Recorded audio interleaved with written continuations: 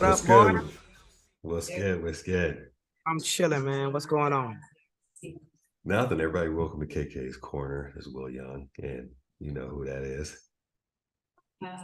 Hey, man, it's been a good week this week, man. Yeah, what's going on? Hey, you know what I want to talk about first? I'm talking about the Brat. That's my first line. The Brat is pregnant. And you know what's so Yeah, funny about it? Dudes act like she ain't got no cooch, like she ain't no female. I Listen, just okay.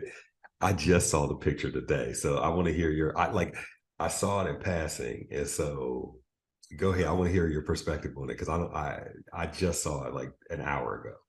you know, my perspective is she's a woman. That's number one. She's a woman.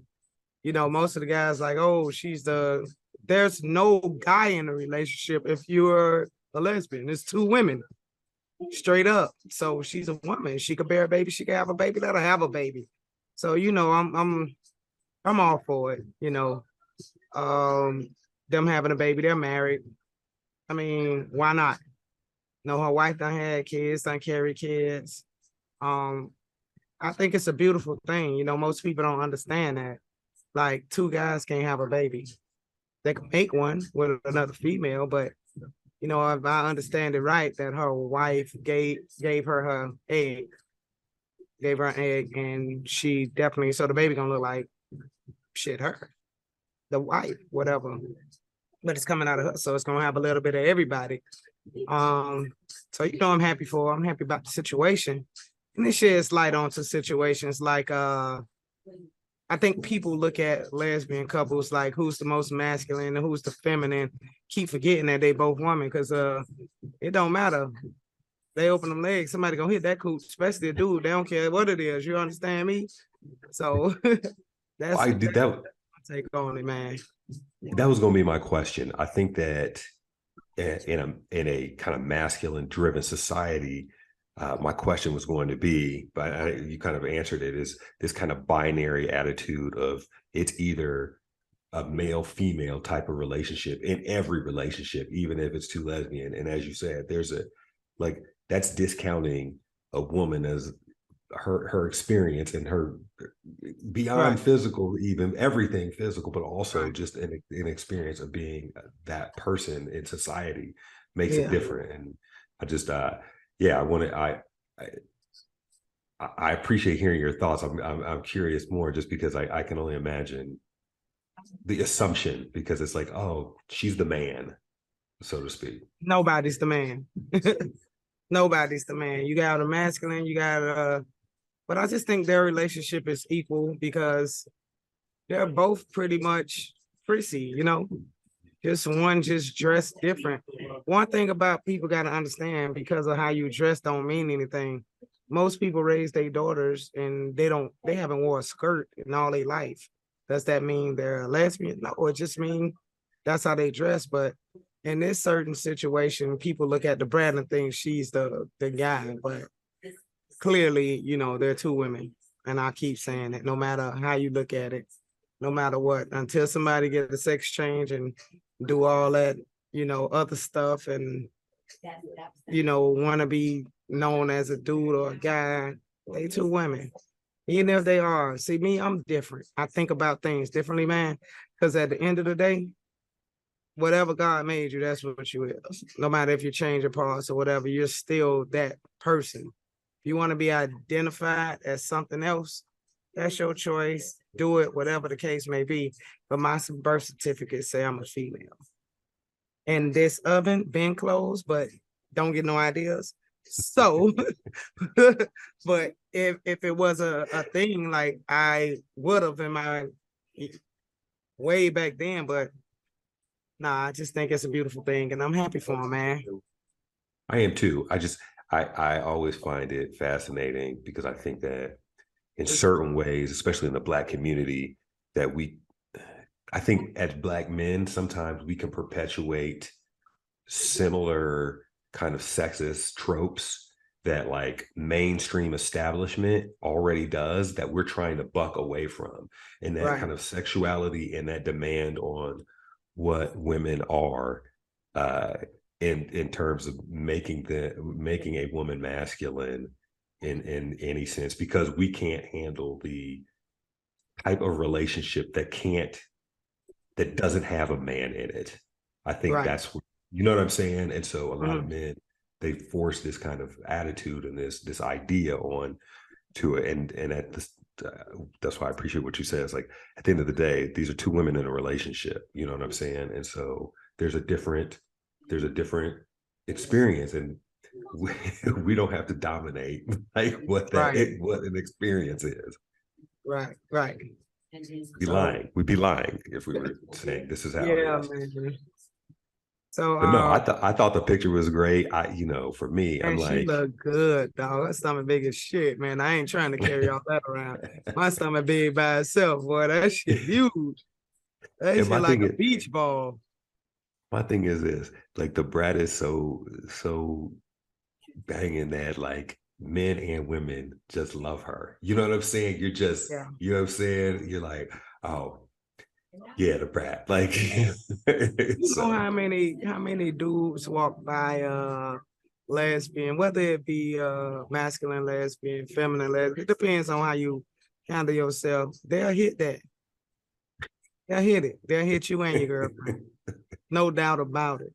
So I don't even know why people have these things. I just think, just the thought of it, like guys are, I know a lot of guys who really hate butch girls for the reason is that they think that they be after all their girls and how you get this girl and that, you know, that be a whole deal, man. It'd be like crazy because they be really like, oh, you want to be a man, so I beat you like a man. Like, nigga, don't nobody want to be a man. Y'all dirty.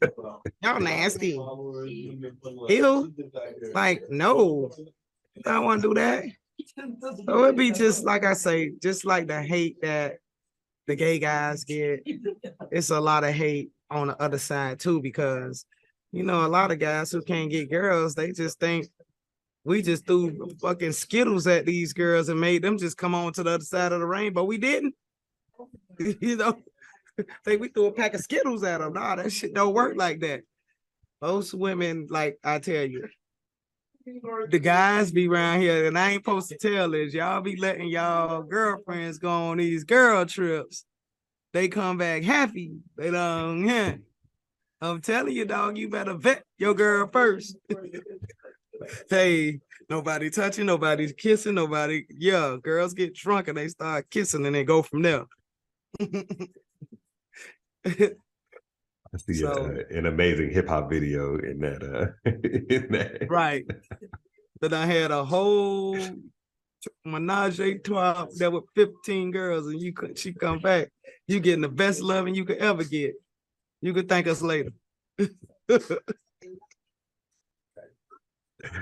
Oh man, for real. Man, We starting on one today. what's going on your end, man? Work, conferences, writing dissertation. You know what I really been thinking about. I mean, do I want to get in my bag or just thoughts? Hey, it is what it is. I now I'm off the Brat. I'm talking about this damn NBA All-Star game this weekend. What was your thoughts on the NBA All-Star weekend? So I'm a basketball head, so I love all the stuff. So I just speak on, first of all, Mac McClung, because the white boy that won the dunk contest from the G League. I've been a huge fan for years. I saw this kid dunk in like high school, and I'm like, oh man, I got to keep up with this kid. So I followed him to Georgetown. He was at like Texas Tech. I think he was G League with the Lakers last year. And so, I was excited for him, as, because I knew he was going to turn it out as soon as I saw he was on the list. And I have to admit, as big of an NBA person I am, I don't care about this weekend. I didn't watch a minute of the All-Star game. I don't care. I watched the draft just to see if there was a little bit of trash talk. just Right. because that's the only real moment you're gonna get out of any of that. And apparently, I missed nothing because I heard the game was trash. Well, guess what? I ain't watch it either. What I always say, F the NBA. Listen, I love basketball. I was, raised up on it or whatever. But I always say what I think. And somebody I remember reading the other day, another another player said the same thing. Like, people have hard earned money, but they save up all their money to come and ain't none of y'all playing. Like, nobody can ever tell me nobody better than those teams in the 90s, the early 2000s. Nobody can never talk trash about that. Some boys is playing 72 games, no breaks, no stops, no rest, no nothing. And playing in the All-Star game. The All-Star game was a little tougher, but it's bragging rights, dog. It ain't nothing about, you let one person do their thing and it's serving in, and then you got the hot dog and all that. I mean, it's all fine and good. It's an all-star game. People want to see dunks. People want to see alley hoops. They want to see normal stuff, but we know we ain't gonna play our hardest defense and all that. But well, I ain't watched none of that. I don't even know who won the dunk contest, boss. I just saw it on social media. I mean, for me, look, I agree with you as far as a better time in NBA. I like that, obviously athleticism now, blah blah blah. We don't have to Right. go down that road, but I think that sports is so regional, and now the United States, because everybody plays together. In the old days, it was very regional. Like, you came from this state, you came from this city, and so your game was this.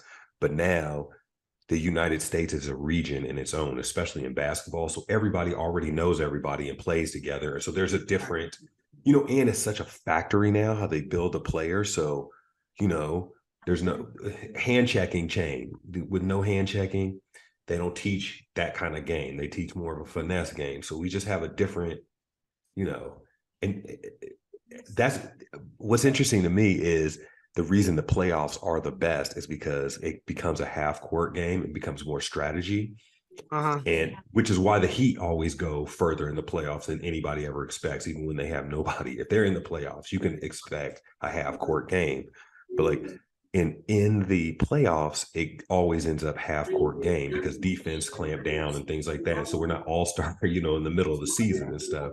So it becomes as close as it can get, it becomes the old game anyway, because what they're doing now is, working out and selling tickets and sometimes Right. showing up. It's like the carnival comes to town.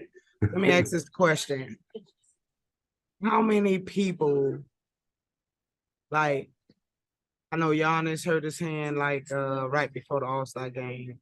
Do those players, even though they're not playing or they were voted to play, but they're not playing, do they still go or do they stay home? He went. I know that because he did the draft. But I think he went in for like 30 seconds, just to say he got in the game. But like, I don't think he did anything. Yeah, because that will be a bummer, like an all-star game, and people say, okay, I ain't playing, so I ain't coming. I remember everybody just showed up just to be around so people could see them, take pictures, sign autographs, all that stuff. Hey man, without the fans, there would be no NBA. There would be no NFL. There would be no baseball league, no MBL, none of that. So I just say we got to do it for the fans. And somebody asked me this past week, it was like, how do you hang out in your city? How do people respond? How do people receive you? And I was like, man, listen, I'm born and raised in Miami. One thing about Miami, if they mess with you, like if they fuck with you like that, they gonna always give you your credit. If they, like most people come in town, Miami people act like they all stars in themselves, so they'll ignore a nigga quick. But me, people still take pictures, they still want to do everything like that. And I appreciate it because, like I always say, if it ain't no fans, there would never be you. Who gonna watch your shit? Who gonna talk about it? Who gonna tell other people? I just need everybody to, I need them guys to wake up and understand what we doing this for. You know what I'm saying? So That's just me on that one, bro. I'm off It's the interesting. end. It's interesting though. Like with that said, I think that two things stick out to me. It's thinking about one of the people that at least I've read about that has been that is very gracious to fans and tries to show up is LeBron. Right. I've read a lot of good things about him, especially with children. Because that look, it's like selling Happy Meals. You get them while they're young. Every company.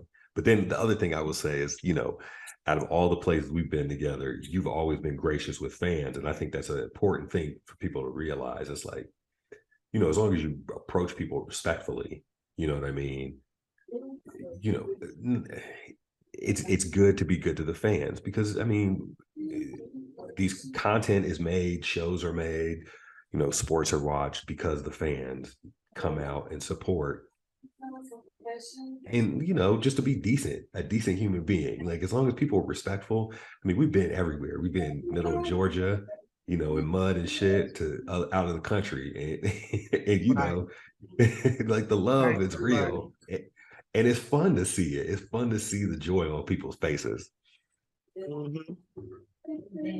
Yeah, man. So I mean, me as a person, I just think you never know who day you make on that one day. Like I do cameos, this little app called Cameo. People actually pay for me to tell other people happy birthday, happy Valentine's Day, just little live notes or a live video that they, give to people. And it'd be so funny because when I look on the phone and I'd be like, oh, somebody requested me, I try and get it done right away. Just the fact of it is, you never know if somebody having a bad day or anything like that. Man, my days be so cramped and I still find a way to squeeze it in during my day. Like early in the morning, I look through my phone, see if I had something from last night. I knock it out before I leave out the house at 7 o'clock. My day goes on and I'm still in the mood. I wake up at 6 o'clock. Hey, man, I be going. So I try to squeeze all that in. With that be saying, man, y'all treat y'all fans right out there. Because I'm a fan of people too. And I know if you only got one time to shit on me and call it Shinola, I ain't doing it, bro. I ain't a fan no more. I'm telling you. For real. Hey, okay. All right. So I'm a preface this. This is probably I can tell you one of the people I met in person and I lost my fandom. And I'm not gonna put it all on him, but I lost my fandom some. Who was it? And so okay. For the fans, backstory, I used to work at Playboy Television as a TV producer. And so, I was there were 3 Black producers at this place. I was one of the Black people. And so I was always on Black assignments. And I used to meet, I'd meet a bunch of celebrities here and there. Anyway, a friend of mine was working for a beer company and they were throwing the party for the after party for Kill Bill 2 premiere. Okay. So we go to Kill Bill 2 premiere. We go to the movie, raucous crowd. It was great. We go to this club afterwards in Hollywood. And I remember very vividly, like Uma Thurman. And this is something it blew my mind. I saw Uma Thurman, bobbing her head to like RZA, Wu-Tang. And I'm a huge Wu-Tang fan, right? So I catch up, I would pass my card around and stuff like that, and people let us film behind the scenes of the videos and stuff like that. Yeah. Go up to RZA, fanboy, but I'm trying to keep it cool. I've also been drinking top shelf liquor because if you know anything about these parties, the liquor's free. So you just look to the top of the shelf and get that on the rocks. So I've been drinking all night. And so I go to RZA and da-da-da-da. So I talk to him. I'm like, oh, RZA, I'm at Playboy. We're trying to do some stuff, some new things, blah, blah, blah.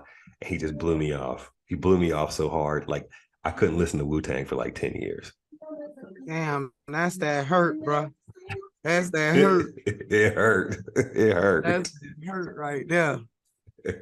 I mean, how you look when he did it? Don't just show me the face, dog. You look like you were hurt 10 years. That's a long time. You know, like You know me, I say fuck you, and I still be watching the NBA, but I say fuck the NBA. But really, it 10 felt years? like it felt like like your favorite uncle came and then punched you in the chest in front of your family and roasted your shoes or some shit. It hurt. It was like you saw it, you saw the eyes, it's in the eyes. Damn, dog. Hey, Riz, if you listening, boy, you owe my dog an apology, bro. The You don't owe dog me was hurt shit. 10 years. 10 years is a long time. He's my favorite too. I used to love his shit. Oh my god, damn. That's a long Yeah. time, bro, to be hurt. Shit. Nah, ain't nobody get me like that. You know, LeBron kind of brushed me off one time, but I ain't really want none. He had done said no before I even got close. I No, was there. pitch the I was kids. there. Yeah, pitch the kids. Nigga, I wasn't trying to get no pitches. I'm hungry too. Shit. Boy, he lucky I wasn't hurt about that, boy, because I would have dumped the whole plate over fucking with me. We were filming South Beach though too. I was on my He-Man shit too. I would have flipped the whole table over on this long ass. Nah, but LeBron a good guy. I just know he's good with the kids. Like everybody had a thing, you know. That don't mean he can't get roasted though. Right. Definitely that. Cause if I was going over there to say hi and he cut me in the mid sentence, hold on, my nigga, tighten up, bro. Hold on. Nah, but I ain't. The police would have been there in 2 seconds. Most of the people listening don't know nothing about Coconut Grove, but the Man, police would be there in boy. 2 seconds. Well, I would have been on the ground, face in the ground. Y'all put your phones out. I don't want nobody to hurt me about the king. Yeah, nah, but that was my days. I keep telling y'all the only person I want to meet is Beyonce. That's it. Y'all can have all the rest of that shit. That lady is like, how do you beat her? Like, it's like she hide from herself. Do she even know herself? Then the beehive, dog. You ever seen a beehive? No, you don't, because they everywhere. The beehive, you say one thing bad about Beyonce, the beehive will jump on that ass. You hear me, man? So it's a wrap. Own it. But yeah, I want to meet Beyonce. I just want to she's like a unicorn. I want to sniff her air. Baby, breathe so I can smell it. For real, for real. The only thing I couldn't do it, I can only imagine the pressure of that fame, like to not be able to go anywhere. You know what I'm saying? Like you can't step into a place. I think it was LeBron that quoted that idea that you can't go anywhere. I'm not saying that they obviously know that this kind of pressure is on them, but I just, I guess Man, they got their own island, man. Once you get a family with kids, you got enough money to buy everything you want. They close parks, they close expressways. You ever seen a city when the president come in, how it's like 10 miles in front and 10 miles behind, they stop traffic? That's how they be, man. They got enough money to stop it, just like the president. They might have more respect than the president, and Jay. But I've speaking thought of about that, some people want to get in. Like I've been this close to meeting her. They had a concert down here. I end up meeting her dancers, like the twin guys. I took some pictures with them, and she's scurried her ass right on out of there after the concert. So we end up meeting like all the background dancers and the musicians and everything. They pretty dope though. I was gonna say, I mean, those kind of places, those are like families, really. You know what I'm saying? Right. They travel around together. That's hard work. But people, there's one thing to be like a film star, and that's not to say that's not hard work too. But like when you're on tour and they got to work out, you did routine dance and all of this, the maze of things that need to be put together for a concert is an impressive feat. And so, it's always good to hear when those people are cool. It made me think of Mariah Carey actually had a TV show. It was like behind the scenes. One of my old, one of the executive producers I used to work with on another show was running it, and she, one of the best executive producers I ever worked with, this lady, but she was doing a show and it was Mariah Carey's the background dancers and stuff like that. And it was the first time I really saw like Mariah Carey as kind of humanish. You know what I'm saying? Like her like friendships with everybody behind the scenes and her kind of shit talking. I was like, man, she's all right. She seems kind of funny. She's you know, because they don't, especially they try to keep the divas away from that, like, her, Beyonce, those people away from that kind of like they don't want that wall to be broken. They want you to see them as this person only. Yeah. So yeah, that's all I did this weekend. I kicked it with my family, a couple friends, and that was it, man. Had a long week. We had a little technical difficulty week before last, but I think I'm in the right spot. My internet don't act right at the other spot, so this is it. What's up? Did you kick it with your mom? This weekend, no. It was one of my cousin's birthday. So let me tell y'all the spot I went to this weekend. The spot I went to this weekend was called Camp South. Camp with a K. KAMP. It's up in Broward. It's like a daytime, nighttime party. And then of course Sunday they had a P Valley inside Studio 183. They had the poles, the red lights, the strippers, the everything. It was just, Miami is different when it comes to the party life. Like I always tell you, Brian McKinney, like he was a big part of the party life down here, in the last decade. But right now it's kind of like different. It's more day parties and stuff like that. Nigga, I don't hang out at night. Nigga, man, listen. The reason I don't hang out late, number one, because I be tired. That's number one. You get to that age where you be like, well, what time we going? The bitch say after a certain time, you might be like, all right, call me and wake me up. And you turn your phone. Yeah. You turn your phone off. So that's me. We went to camp. Got dressed around by 7. We stayed for a good little while because my cousin went at night. But studio, we went around about 4 and about 8:30, and we was out the door. We did a whole 4 hours.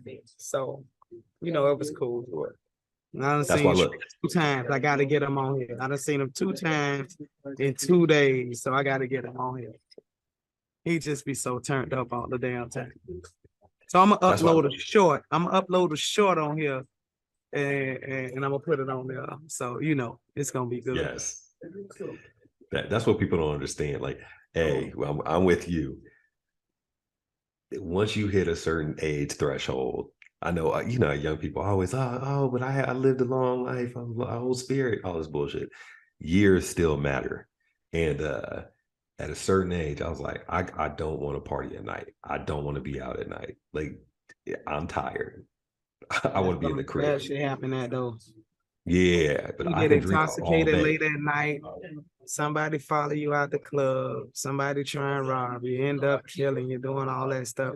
God forbid that don't happen to me, you, or nobody. But I'm very, very. I wait till everybody in the club 5 and they be and you see me sneak right out the door. While everybody having fun, they turn around, they be like, "Damn, where she went? Yep, she out the gate." Sometimes it's time. You gotta feel your vibe, and if it's that time, you gotta walk out the door. No, I feel very comfortable at the crib. I don't have no problem with that. It's just the fact that the simple reason, like I tell them, when times get hard, people go hard. At this point, them doggone income taxes ain't taxing like they used to be. Hey man, you went from getting 8,000 to 800. You feel me? Ain't nothing happening. They got they taking everything from us. So, I always say crime always go up when people broke. When you broke, crime go up. That's the only thing I miss about Trump. Them checks, boy, that boy was throwing them checks out. He was throwing the money out, trying to make the economy come around. But that stops a lot of crime too. And I say that especially in the Black neighborhoods. Because if you look at it like really in the demographics, we weren't taught about saving money. We weren't taught about, good credit, all that stuff. That's what I was actually teaching my boys this week. We had a financial literacy workshop at the school for the young guys. So we did it with a couple guys who taught them, about the different insurances. And kids in Miami, they have to play football. Other kids probably want to. We have to. So now that they got all these NIL deals and everything, we're trying to teach them how not to blow your money in a week. How to have generational wealth, all that stuff. So that was a part of this week. But I tell them y'all can go to the club for one day and ball the fuck out. But that have to be your one day. You can pick one day that you do it. Don't do it all the time, because that's the easiest way to run through some money, boy. Trying to flex with people in the club. I ain't on that shit, boy. Not at all. And with that age as well, there's so many vultures out. Not to say that there's not vultures at a different age, but there's just a mental maturity that everybody has to go through. And so when you got money like that at 15 to 16, and that there are vultures out there, of all ages that are predators in whatever way, whether it's trying to take the money, whether it's trying to spend it up with you. There's a multiple level of predatory people that find it easy, that are going to go after young people. And so, right. Man, these cougars be at them young guys, man. They see you about to get that little bread, they right up on you. The same lady that used to buy y'all Jordans and spend a block about 3 times, she coming back for that check, bro. Don't think it was free. I'm telling you. Larsa Pippen style. Right. Nah, there ain't not, like I say, ain't nothing free out here. Not even the air we breathe is free. You gotta work for that a little bit. But sure. It's my saying is always, we all strippers. It's just what kind of dollars you dancing for. Thank you. I've been dancing all day. Yeah. Singing them old God, Negro spirituals on the pole. Right. I've been dancing all day. All day. No lie. So listen, they just had this event in Miami called Black Smoke. Man, you had all of the whiskey, cognac people down here. You had the cigar people down here. The events was dope, man. Like where'd they have it at different spots. Different spots. Okay. The spot I am now was mostly for the after parties, but they had it at different venues. So like little top of the line, like it was a whole bunch of people, and they were selling all type of stuff. Like they had the book bags that hold as humidor book bags, like where have your cigars in there. And then they had one that I saw that had, you could put your liquor in there. And then they had a humidor thing that you could keep your cigars fresh. You had your liquor, you had your glasses in there. Man, it was so dope. Hey, them book bags high as hell, though, boy. Listen.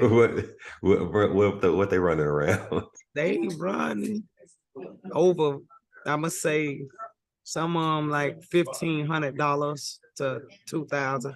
But like I say, that's I think more women will get them before men. Most men will fucking sit on their cigars and crack them before they buy them. But they are very nice. They like, if you styling, like if you're a suit and tie or guy that wear a brim and you have that thing on your back and just pop it open in front of somebody, major ass, okay? That's gonna be 2+ up. I'm telling you, 2 thumbs up. You pull that thing out, boy. I'm telling you. That's dope. No, this is about that time too in Miami, when it's like this is the season for all of every weekend. There's something going on. Basically, late January, once the city starts to pick up, all the way. I mean, really through May, May. But that all the way through break season, and that go all the way out. It's true, but in the summer it's 1,000 degrees. Right. It's 84 now. Every day it's been 84. February 84. We about to get rain again here. This is the most rain I've seen in 20. The second most rain I've seen probably in 20 years out here. Now, we don't get rain. It's about April, May. Then you slip into hurricane season. But right now, Boy, when you get home, you be popping that bra right off and let them titties hang. Boy, it be hot as hell out here. That's what look, when we used to film, I don't know how we used to do it because I was like 6 shades darker, which I love. I love being as black as possible. And so I miss my Florida blackness because I can't get sun like that out here. But I don't know how we used to film in the summer. I mean, people don't understand. Yeah, there's a range of how hot it gets in Miami, but that humidity, that like July heat, that August heat. Oh man, Is it's like smuggy hot. The only thing I used to notice is when I take my glasses off, it's all you see, the white lines here. I'm light on, I got a script on my face. That's why I don't really never take them off. I'm really dark here, and then when you take that off, I look like a superhero when I take these shits off. No, but I'm just good. bad Like, incognito. yeah, that's why like when I'm out like at the beach and stuff like that, I try and cover everything else and let my face catch up to my eyes, because my eyes is like they get light sometimes. And people don't know my eyes are like light brown when I take my glasses off. I be looking all sexy and shit, but I ain't showing y'all.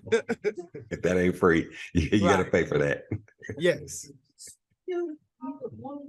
So man, that's it, man. I guess we'll chop it up next week, figure out what's going on next week. No doubt.